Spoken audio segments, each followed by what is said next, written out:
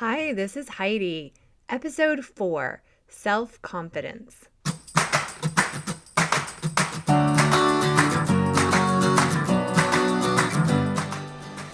This podcast is for brave people looking to create confidence and show up as their best self every day.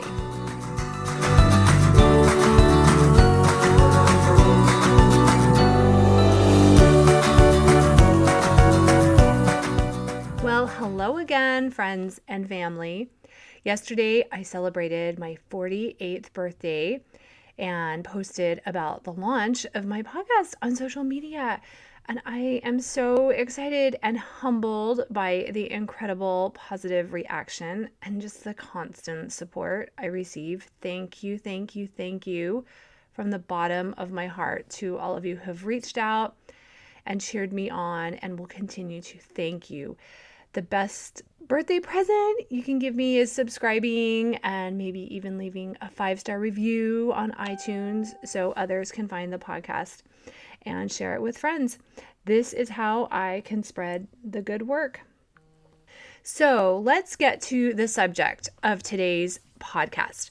I am passionate about teaching confidence and self-confidence to my clients and to youth groups. And well, let's be honest, most adults need this lesson too. But there is just something about those teenage years that is just a perfect storm of self-doubt and insecurity. I did a small survey of my friends this past weekend, and all of us said that if we could go back to our teenage years, the first thing we would try to increase was our confidence in ourselves and security that everything would just turn out okay. And now as adults, we realize, oh, hint, hint, that confidence is not found in like our clothes or winning another trophy. As adults, we now know that this confidence comes from inside. So as we dive in, I want to offer to you that there is a difference between confidence and self-confidence. They can often be confused and mistaken, and it's no big deal, but I want to make this distinction because I think you will then always remember the difference between the two and know why it's so important to increase one of them. So, confidence alone is our belief and certainty that we can do something because of external or past evidence that we could do it. We have proven to ourselves that we can tie our shoes because we've done it many times. We have confidence we can drive a car because we've done it successfully in the past. So simple confidence is trust in ourselves and our abilities because we have this outside proof. Now, self-confidence, on the other hand, is made up of a few elements that I'm going to explore in this episode.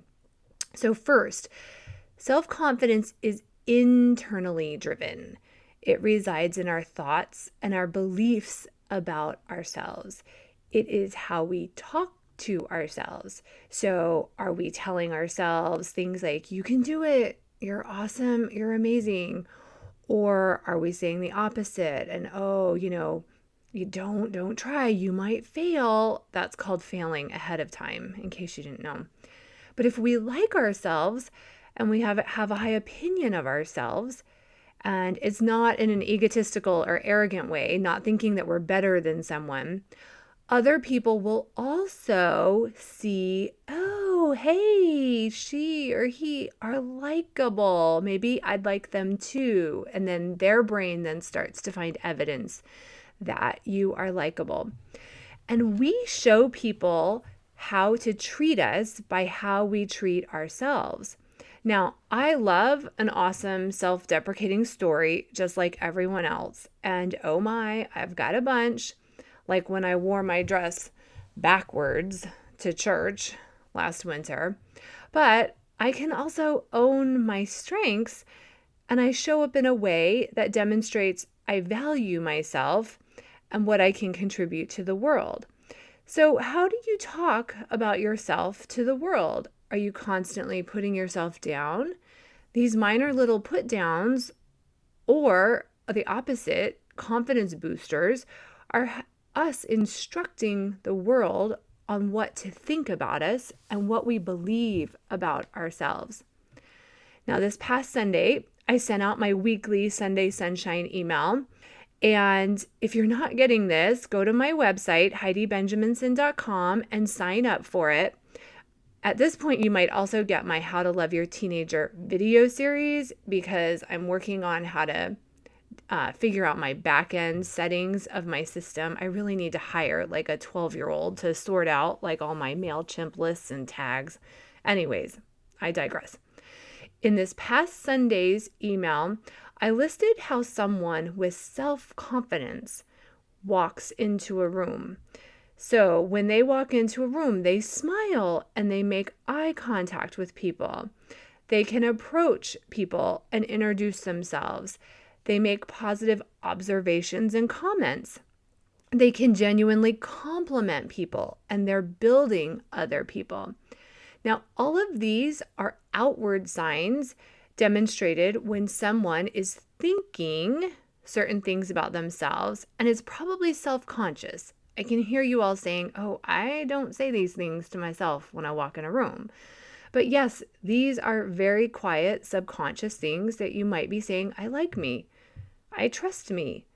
I'm not better or worse than anyone else here. Everyone doesn't have to like me, and I'm okay with my opinions. So I dare you to intentionally practice those thoughts. Walk into school or work or a social gathering, repeating those things over and over, and see how you maybe hold your shoulders back a little bit and interact differently with people. It's simple, but it's real.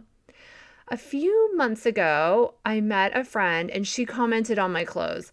I wasn't wearing anything special, but maybe like a cute sweater and jeans, but it was a complete outfit. And my friend said, oh, do you ever just walk around in yoga pants and exercise clothes all day?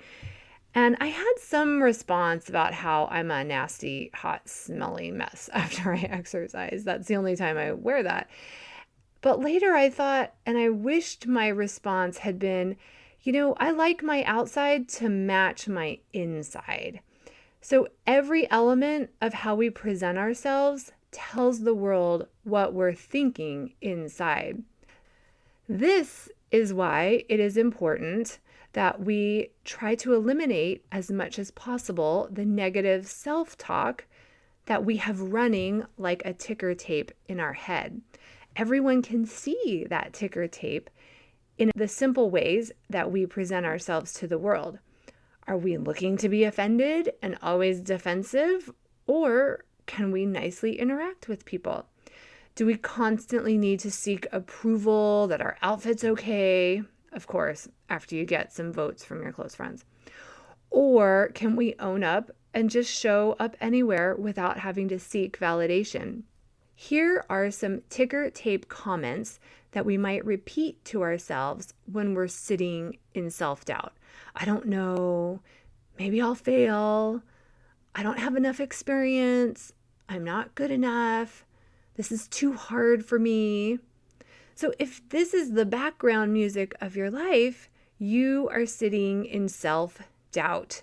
Now, even the most confident people have these thoughts from time to time, but recognizing and changing them fuels their change and their growth. And mindset is a word we hear a lot. Managing our mindset and thoughts really is the work of successful people. Now, the second quality of self-confident people is they believe in themselves without any outside or past evidence. Self-confidence is believing that we are only learning by trying, failing, learning, and trying again. And when we fail, it means nothing about our value. In fact, self-confident people know that failure means we're doing it, we're learning, we're showing up. Self-confidence is what we think about ourselves before we have proof we can really do it. Many people say that they want more self-confidence or admire people with confidence, and they think it's just a quality trait, like having blue eyes. And some people definitely come with leanings toward having more confidence. My daughter has that, and it will always work in her favor in her whole life. But those self-confident people, they practice it.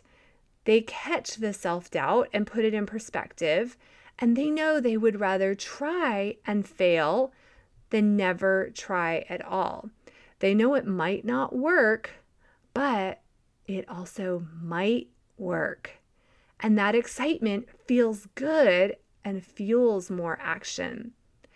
Here are thoughts I hear from people that block them from practicing true self-confidence. They might not seem like toxic comments, but they really are. 1, I want everyone to like me. That seems nice. Not so much. That ends up as insecure people-pleasing, not self-confidence. Self-confident people are not trying to please everyone. Another one, if I succeed, people won't like me. Okay, maybe they won't. Who cares? Should we hold ourselves back from growing and achieving just because of another person's insecurities? In fact, we have no idea what other people are thinking and why they like or don't like other people. Here's another toxic thought. I want to make the right choice. Well, this one can keep us spinning in indecision, doubting any decision we make, spending too much time evaluating every outcome or even the smallest decision. There is real power in realizing that there are a lot of choices, and self-confidence is knowing we always make the right choice for our lives with the information we have at the time. So we decide, we act, we learn, we grow, and we realize we can't learn unless we then decide and act. So it's this big circle. Funny how that happens. So if we rely only on evidence from our past for what we're capable of, we then only relive the past. So we don't grow. We stay stuck. I work with a lot of people that say exactly that. They say, I feel stuck. Now, that isn't a real fun feeling to have. And usually that feeling comes from being very past focused and not intentionally looking forward and creating the self-confidence to try new skills, take action, apply for a promotion, meet new people, believe something new about themselves. Looking forward can be hard work. It takes imagination, creativity, faith, possibility. But self-confidence is the fuel or energy for our future and dreams. Now, the next defining quality of self-confidence is the willingness and ability to feel any emotion. Self-confident people know that embarrassment, shame, failure, disappointment are all emotions and vibrations that come into their body and will leave their body at some point. They know they can process those feelings if they feel them, and they know that we have to feel those feelings if we want to grow and learn in life. And self-confident people know that the worst thing to happen is just that we will feel an emotion. Now, nervousness is another emotion that self-confident people invite into their lives. I love this quote by Brooke Castillo. Nervousness is just excitement without the breathing. Think of that the next time you're feeling nervous. A few months ago, a close friend of mine was asked to give a speech on this historic stage at Harvard University in front of a few hundred people. And I was so excited she invited me as a guest to cheer her on. And not only were there a few hundred people there, but it was also being broadcast around the world. So she was very well prepared. She had practiced, but it really isn't the same as being up there on stage live. And right before she went on stage, she read the program's small print that we, as her guests, also happened to be reading at the same time. And the program listed the history of the theater and the stage And it said, oh, yeah, this is the same stage that other famous people have also given speeches from. Oh, people like Martin Luther King Jr. and Winston Churchill, Hillary Clinton, Malcolm X, many US presidents, and on and on. She texted us like a minute before she went on, and she sarcastically said, oh, yeah, no pressure, but this is crazy. So was she nervous? Oh, yes, she was nervous. Did she do amazing? Of course. And she knew she was equal to those other people that had given speeches on that stage. She was no better, no less than them. And she also knew if she fell on her face and stumbled through it, yeah, she might be mortified, but the possibility of mortification is okay, knowing the possibility of raging enormous success was also possible. Self-confidence comes before success. For my friend, it came before her speech. It wasn't the product of success or the speech. Self-confidence is the seeds of success. It's the ability to believe I can fail and I will learn along the way. And we can sometimes think self-confidence looks like a positive emotion when we see it in others. But often self-confidence is walking hand in hand with discomfort and nervousness and vulnerability and fear. We can't have one without the other. So self-confidence, like I said before, is the energy of success, even and especially when we're failing. In the initial months of my business, I saw that a few people had unsubscribed to my weekly email. And I had like a momentary flash of like, what? Like, who doesn't like sunshine? What's wrong with you? And then really, really quickly, I started telling myself, which I really believe, it's working. This is a sign of success. When I attract and repel people, it's working. So if you fail at something this week, give yourself a gigantic pat on the back and say, it's working. Because the alternative is staying stuck and just reliving your past. I have a powerful secret to share with you that will increase your self-confidence exponentially. Let people be wrong about you. Let people not like you. Do it. Let them. It has nothing to do with you. It has everything to do with them. They're the ones that feel the negative emotion, not you. You get to sit in peace and confidence and positive energy. I am totally okay with people being wrong about me. I love the idea of borrowing confidence if you need it. I borrowed a ton of confidence when I worked as a management consultant for years in my 20s before having children. I wasn't totally sure why my boss had so much confidence in me. She put me in front of big, scary groups of people and big, scary CEOs and executives, and I was the lead of big, scary projects, and I daily borrowed her confidence in me. Now, of course, I'm exaggerating my fear and the big scariness somewhat, but there were days I just showed up rehearsing over and over, I can do this. Michelle believes in me. And as I built up external evidence and confidence, I learned how to fuel my own self-confidence.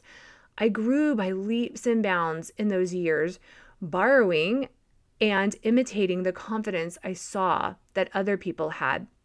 The outside started to align with my inside. And guess what? If we aren't doing big and scary things, we aren't growing enough. Amazing futures are created with big and scary goals. And I can be a leader or a follower depending on the situation. And I'll tell you, I am drawn to leaders who are self-confident. We all are. And it's a joy to be around confident people because they're never putting other people down and they're not competing or comparing themselves. Years ago, I heard someone say, you're either participating in life or you're a spectator of other people's lives. So who do you want to be? I decided then and there, I am a participant. It will require learning lessons and failing, but also growing and becoming the person I want to be. Are you in the fishbowl swimming and enjoying the thrills and fears of life? Or are you outside the fishbowl looking at everyone else swimming, wishing you could jump in? If you're watching, I promise it's way more fun inside. And it's self-confidence that pushes you into the fishbowl and propels us to swim. So where are you holding yourself back with self-doubt? Eleanor Roosevelt said, "No one can make you feel inferior without your consent." Do your future self a favor and find wherever that doubt is. Bring it into the light of your consciousness and tell it that you're replacing it with a confident phrase on your mental ticker tape. The final quality of self-confidence is that no one can take it from you. It resides in your brain. It is you believing in you and not needing anyone else to believe. It has you always having your back. It is you not caring what people think because you believe in yourself unconditionally. Have a very confident week. Please subscribe and share this podcast with your friends. And if you'd like a free coaching session to see how these tools can be applied to your problems, please email me at heidi@heidibenjaminson.com or sign up for a consult on my website. I promise you, self-confidence feels a lot better than self-doubt.